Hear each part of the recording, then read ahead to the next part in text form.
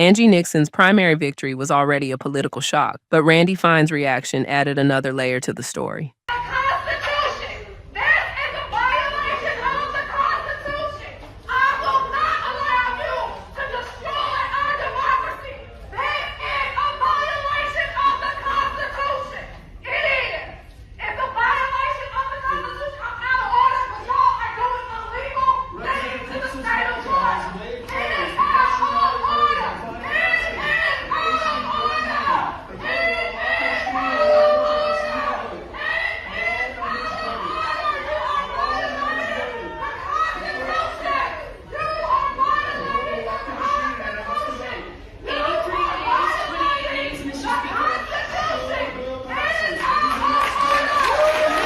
Surprise win in Florida's Democratic U.S. Senate primary. It's getting national attention tonight because it fits into a larger trend of Democratic victories. State Representative Angie Nixon of Jacksonville defeated Alex Vindman by 12 points, even though Vindman raised $15 million more than the Duval County native. That she wants to abolish prison. She said that she brings her young children to drag shows. I don't know. What does her victory tell you about where the Democratic Party is headed? And does putting a candidate like Nixon on the ballot make Republicans' job in Florida that much easier come November? Yeah, look, one of the big winners last night was Ashley Moody, because I had the distinct displeasure of having to serve with Angie Nixon when I was in the Florida House, and she's a uniquely unintelligent person. I mean, I don't say that to be mean. I can't run very fast. I mean, these are just things that we have as attributes, and the things that she believes are just moronic. Including, by the way, she's an open Jew hater. She advanced legislation in the Florida House to support Hamas. And so, I mean, she's just not smart. And so she defaults to a lot of these ridiculous socialist and communist views. Ashley will clean the clock with her. If the Democrats in Washington spend a nickel on that Senate race, I will be surprised. Nixon had been heavily outspent and entered the race as the clear underdog. Yet she defeated Alex Vindman and secured the Democratic nomination. And instead of treating the result as a warning that voters may be responding to Nixon's message, Fine immediately went on the attack. They're ready for something different, and they all want the same thing. They want someone who is going to cut through the noise, who's actually going to put forth a platform that could actually improve their quality of life. Well, for sure. Thank you for having me. And I want to be clear. We knew that we were going to win. Our campaign knew that we were going to win, because we put in the work and because we went out and we centered people and the issues that concerned them and that they cared about. The fact was that folks are upset because Donald Trump and unelected Ashley Moody only care more about ensuring that their campaign donors and corporations are getting richer and richer. And meanwhile, everyday people are working harder than ever and still struggling just to stay afloat. And so we were able to resonate with people also because I have a proven track record of standing up and being a fighter. And again, as I stated earlier with you today, it's not about people's labels for me. Yeah. I'm a single mom. I was a single mom for 12 years. I'm a mother now. I'm an organizer. I'm a community organizer. But more importantly, it's about the needs of the people. And what people need is they need housing, right? They need universal health care. They want universal child care to help lower their costs so that they can just be able to live without struggling or anything like that. His comments were intensely personal, questioning Nixon's intelligence and accusing her of holding extreme political positions. That reaction is what makes this moment so interesting. Nixon didn't just win a primary. She disrupted the expectations surrounding the race. She overcame a huge financial disadvantage and now moves directly into a general election matchup against Republican Senator Ashley Moody. Y'all, I'm so upset because I had to disrupt the House proceedings yet again because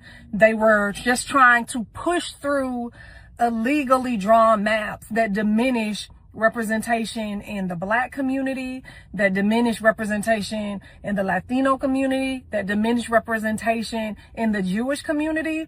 This is a slap in the face of voters everywhere in our state. And they're only doing it, Republicans are only doing this so that they can look out for Donald Trump and allow him to have unfettered power. I have a problem with this. That's why I'm running for United States Senate. We have to do something different. I have 5 kids, y'all, with my blended family, and I refuse to allow them to continue to live in a place where their rights are under attack and where people say that they don't matter. Would you support cutting off military and economic aid to Israel? At this time, I believe what's happening over in Israel and in Palestine is not good for Israelis or Palestinians.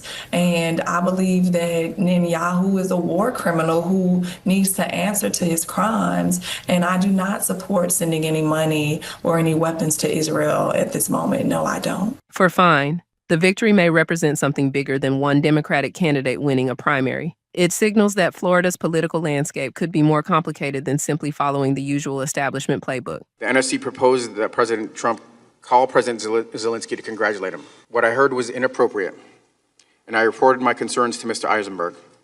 It is improper for the President of the United States to demand a foreign government investigate a U.S. citizen and a political opponent. Angie Nixon just did something Florida politics said couldn't be done. A progressive state representative from Jacksonville, a former union organizer, a small bookstore owner, just won the Democratic nomination for U.S. Senate.